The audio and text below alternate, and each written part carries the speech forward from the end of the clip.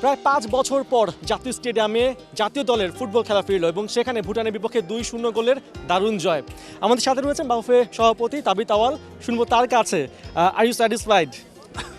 দেখেন, আমি আপনাদের মাঝে প্রথমে ধন্যবাদ জানাচ্ছি সকল ফ্যানদেরকে যে ৫ বছর পরে তারা এরকম একটা প্রায় ৫ বছর পর জাতীয় স্টেডিয়ামে জাতীয় দলের ফুটবল খেলা ফিরল এবং সেখানে ভুটানের বিপক্ষে ২-০ গোলের দারুণ জয়।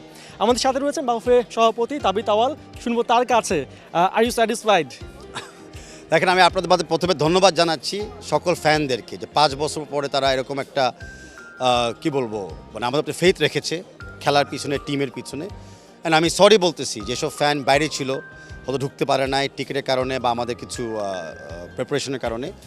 বাট আমরা 10th জুনের জন্য আমরা প্রস্তুত রয়েছি।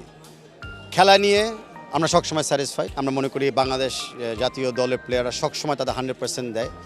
আর ইনশাল্লাহ জুন 10 তারিখে আবার দিবে। হামজার গোল জাতীয় দলের হয়ে হোম গ্রাউন্ডে, এটা আলাদা কোনো আপনাকে ভালো লাগা কাজ করেছে কিনা ভেতরে? হ্যাঁ, মানে আমরা তো অফকোর্স ভেরি হ্যাপি যে হামজা সোহেল দুজন গোল দিয়েছে।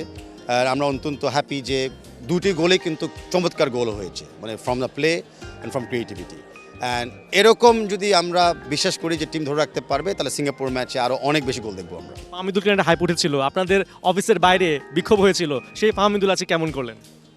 আমি ইন্ডিভিজুয়াল প্লেয়ার্স দিয়ে আমি কমেন্ট করতে চাচ্ছি না। আমি যে মনে করি যে একটা টিম ওয়ার্ক, সবাই এক একটা সময় তাদের দায়িত্ব পালন করেছে। অ্যান্ড আই এম গ্ল্যাড যে ফাহমিদুল খেলেছে এই ম্যাচে। অ্যান্ড আমাদের 11 জন একটা সিঙ্ক ছিল, নাহলে তো আমরা জিততে পারতাম না খেলাটা। হোম ক্রাউড, হোম অ্যাটমসফিয়ার, এটা আপনাকে গায়ে পশমটা আসলে দাঁড় করে দিয়েছে কিনা? মানে এত শাউট হয়েছে, এত স্লোগান হয়েছে দলের জন্য। ইয়েস, আমাদের সবার গায়ের পশম কিন্তু দাঁড়িয়ে গিয়েছে। আমরা সবাই একদম খেলার আগের থেকে আমরা খুব এক্সাইটমেন্ট লক্ষ্য করেছিলাম। অ্যান্ড এটা এমন একটা এক্সাইটমেন্ট, এটা কিন্তু ভাষায় প্রকাশ করা যায় না। যখন ক্রাউড চিল্লায়, জোরে শাউট করে, একসাথে রাইজ করে, প্লেয়ারদের নাম ডাক দেয়। সো অ্যাগেন আমি ক্রাউডদেরকে থ্যাঙ্কস জানাচ্ছি। গেট ভেঙে দর্শকের মাঝে ঢুকে পড়েছিল, এটা আপনাকে সে পুরনো দিনের কথা মনে পড়ে দিচ্ছে কিনা? যে ফুটবলের সুদিনটা কি, এটা হয়তো কিছুটা আসলে আমাদেরকে মানে অবাক করেছে, তারপরেও এটা কি সেই সুদিনের ফেরার কোনো ইঙ্গিত কিনা?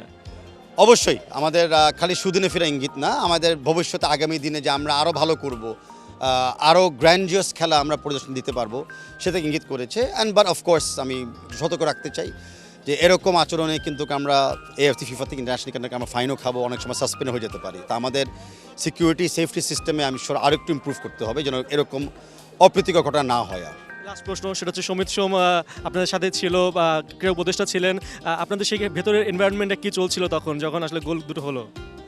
সব জায়গায় এনভায়রনমেন্ট যেরকম ভিতরে একই জিনিস ছিল। সুমিত সোম টিমের পিছে 100% ছিল। হামজার বাবা মা এবং আত্মীয় স্বজনরা ছিল, আমাদের আন্ডার 20 মেয়েরা ছিল, আমাদের sports youth and sports advisor ছিলেন, 2 জন সচিব ছিলেন, members of the armed force এবং পুলিশ কর্মকর্তারা ছিলেন। সো সবাই কিন্তু ভুলে গিয়েছে কে কোন জায়গা থেকে এসেছে, কার প্রোটোকল কি আছে। গোল হচ্ছে, সবাই কাঁধে হাত দিয়ে চিল্লাচিল্লি করছে একসাথে। এটাই ছিল আমাদের সবচেয়ে বড় পাওয়া। Thank you mister president. Thank you very much. দর্শক দেখছিলেন বাফুফে সভাপতি কতটা সুন্দরভাবে আসলে দলের খেলা তিনি উপভোগ করেছেন, দলকে চিয়ার আপ করেছেন। এখন তার আসলে প্রত্যাশা সিঙ্গাপুর ম্যাচে বাংলাদেশ দল আবারও এই একইভাবে দাপট দেখাবে এবং জয় নিয়ে মাঠ ছাড়বে। পার্থ বণিক, ৭১, ঢাকা।